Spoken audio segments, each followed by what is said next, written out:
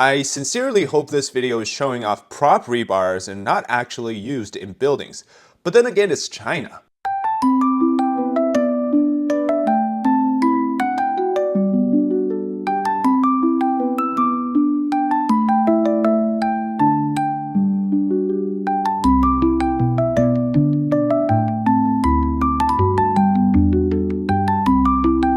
You can't trust Chinese construction of anything, and welcome to the extreme competition of Chinese tofu drag.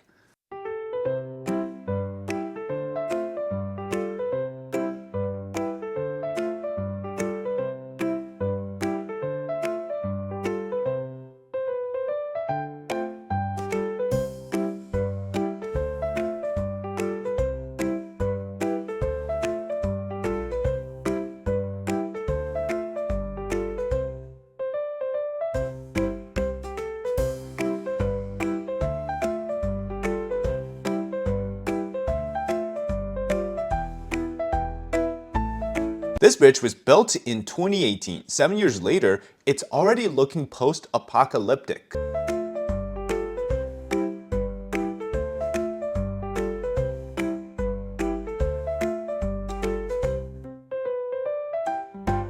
And this bridge had just opened, yet moments later, after small cars were tested on the bridge, a portion of it sank.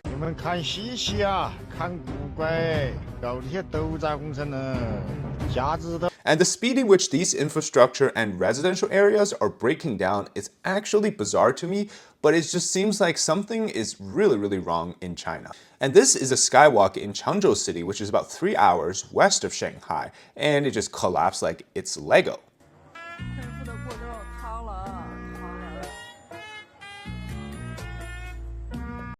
Pretty sure Lego is stronger. Now in China, these type of single-family homes, they call them little mansions, are quite rare as most people in cities especially live in high-rise buildings and in these apartment complexes. But this one is just splitting like crazy.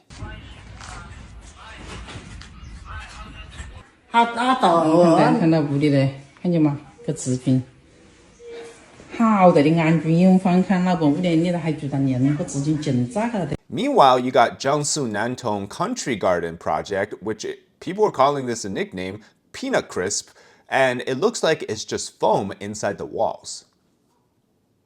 This high-speed rail project is exposed for cutting material costs, which obviously leads to poor construction quality and lots of cracks. And these are just some of the everyday struggles that Chinese people go through, yet you don't hear them in the news. Now, in the past, I've shown you some really extreme tofu drag moments, and here are just some of them to refresh your memories.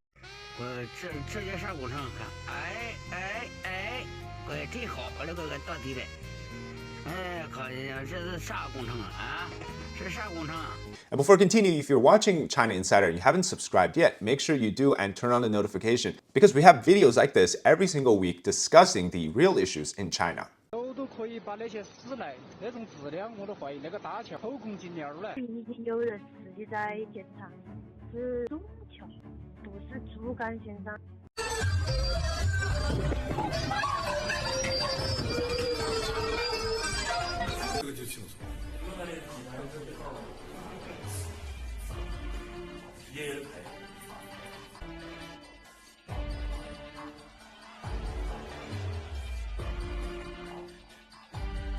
Of course, my favorite.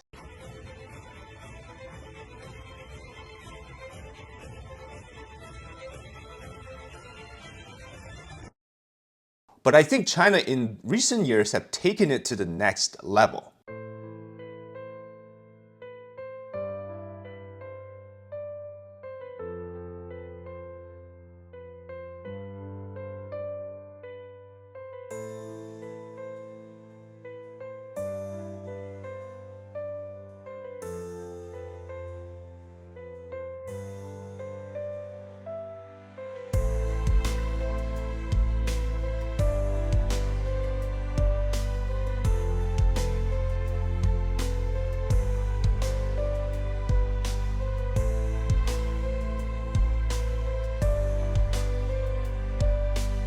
The fact that in this video that you can use a bottle to smack against the wall and not break, it just shows you how soft the material really is, because anything harder than foam, styrofoam, would shatter the glass. Extreme tofu drag, actually, it's like almost like they're competing to see who can build the worst foundations, who can lay the worst construction down, and who can essentially cut the most corners, build the fastest at the same time, and pocket the most amount of money. Now, there's a nickname for China, which is infrastructure demons, and this was coined by Chinese internet users. They love building infrastructure, laying down new buildings, new roads, new bridges. Those come up really fast, and they also go down, well, also really fast.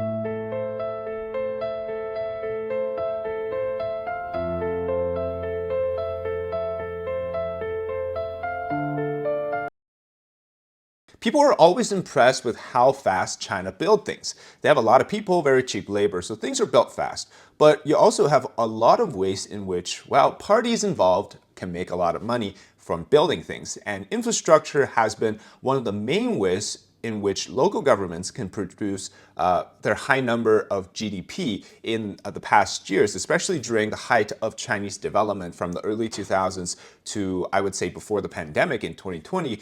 You essentially had people handing out contracts left and right to build new things.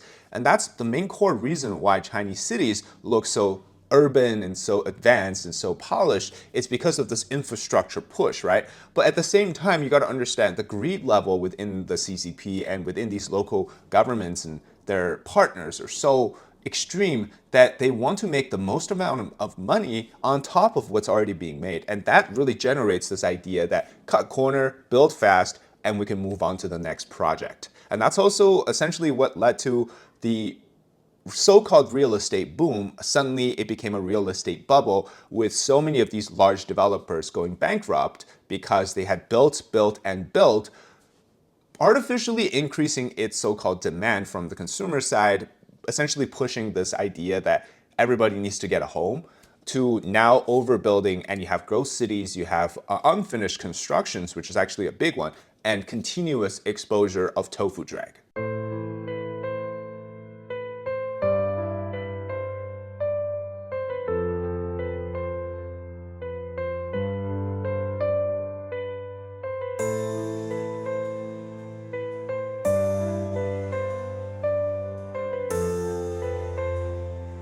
Like, why are there so many drainages in this video? Now, in this month, China suffered some extreme weathers across different cities. You had strong winds in the north to central part of China. You even had a sandstorm in Guangzhou, which is in the south. And in Beijing and Henan province, we saw some of the worst winds. Now, this is not like a tornado or a typhoon type of situation or a hurricane, but it also meant that buildings were exposed for quality issues.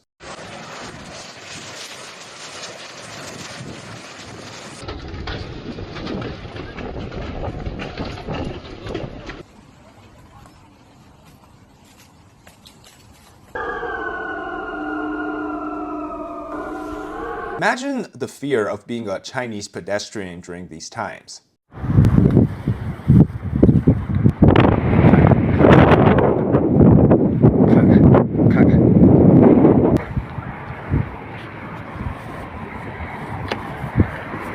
Things are just falling over. Now, you could say that these are just cosmetics. They don't really hurt the building or the integrity of the building itself. And obviously, they're not going to hurt the function of the building. Well, I don't think it's just the outside. This is in the inside, which these columns are also tofu drag projects as well. 你看看，全部都是生锈的。这个水泥，这个混凝土，你看，这还敢住人吗？你看到没有？啊，这个承重柱的，这个是承重柱的。会弄，弄你在上面，天哪！哇，都是空的，你看，哎呦，我的天哪！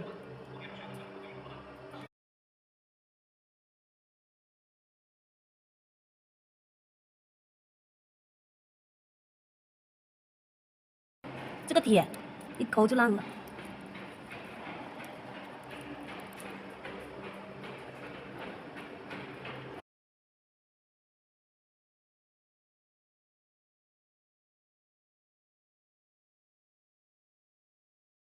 Or in this case from 2024, the shop's entire foundation collapsed and is just hanging there in the air.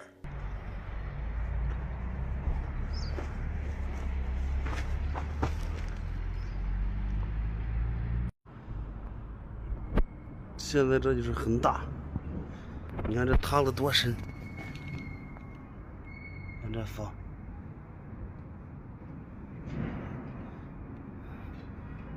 Same thing here, the tall building base is cracked. How long can this tall building last? It's like China is creating tofu drag miracles, literally flying in the air.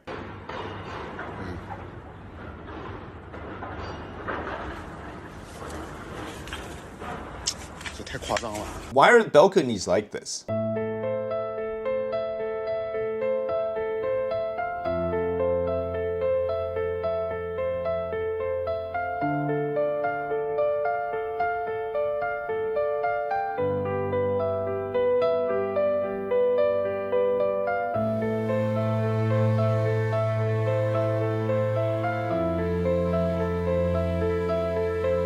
Or the fact that strong winds takes out an entire window with it. Again, we're not talking tornadoes or hurricanes.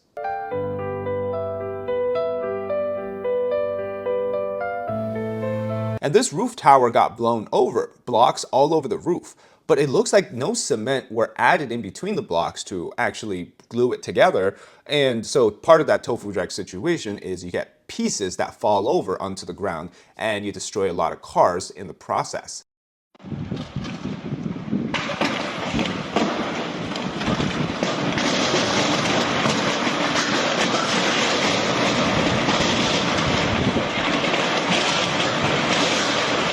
It's so dangerous. And this is in Shanxi province during the high wind.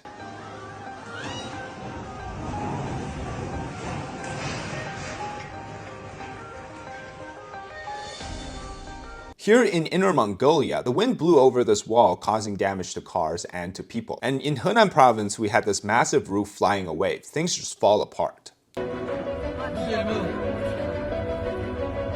Look, I get it. Natural disasters, strong winds. But in China, it seems like they turn into hidden ninja traps to defeat the pedestrians and the cars. Here is a first-person view of what happens outside of the wall after the wind. It's actually simple physics. Objects pick up speed and become, well, deadly ballistic projectiles.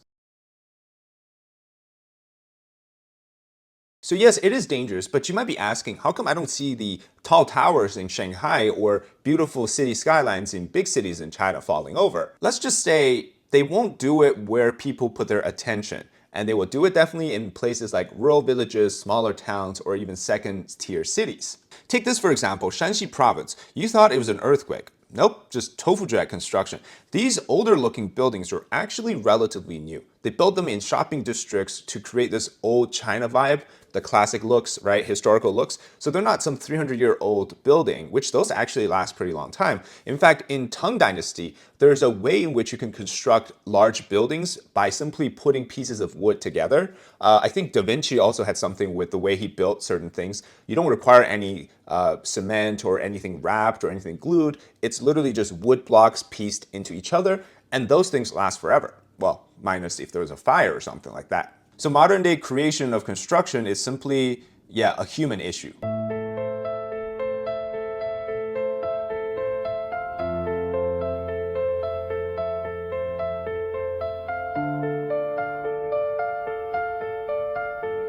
Sinkhole creation, also another big fun part of Chinese infrastructure. Roads that are they look pretty nice on the outside, will sink into the ground and cause a lot of problems for cars. Now, most of the time when construction is done, it looks at how much money is being pocketed by the parties involved. So the contractor, the developers, and the local government. The only person that really doesn't get anything out of it is the consumers.